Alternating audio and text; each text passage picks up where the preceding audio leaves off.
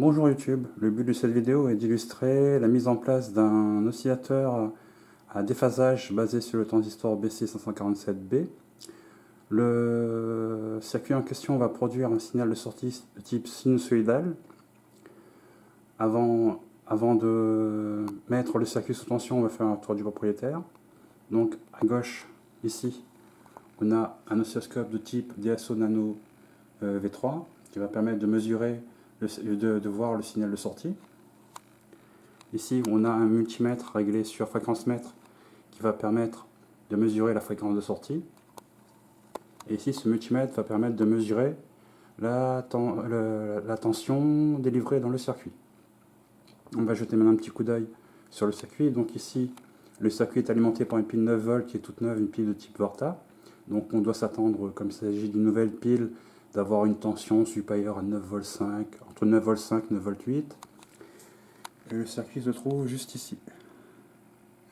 Donc dans le circuit, ici, on a des transistors. Les 3 transistors qui sont là, ainsi que les trois résistances qui sont là, qui sont montées en parallèle, ainsi que ce condensateur et ce condensateur, forment ce qu'on appelle un filtre passe-haut. Ici, on a le transistor, j'essaie de bien zoomer. Voilà, ici, on a un transistor de type BC547B qui va permettre d'amplifier le signal. En fait, le signal est réinjecté dans l'amplificateur, en fait. Ok. Donc là, je vais mettre les appareils sous tension. On va commencer par le multimètre. Maintenant, je m'occupe, c'est un peu difficile avec une main, de mettre sous tension l'autre multimètre. Maintenant, on met sous tension le circuit. On va jeter un petit coup d'œil en premier sur l'allure du signal. Donc pour cela, on regarde sur la gauche.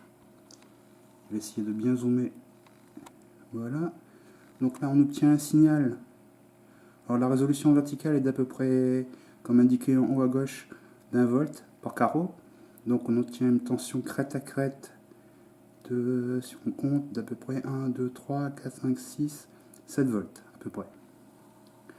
Jetons maintenant un coup d'œil sur la tension, comme il s'agit de 9 piles et comme je disais en début de vidéo, donc on a le circuit est alimenté sous 9 volts 61. Maintenant, oui, j'ai oublié de préciser, il s'agit d'un oscillateur qui doit délivrer un signal d'une fréquence d'à peu près 1 kg. La fréquence théorique est de 997 Hz.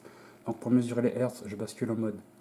Mesurer la fréquence, je bascule en mode fréquence. Et donc là, on mesure 992 Hz, ce qui est conforme à notre attente.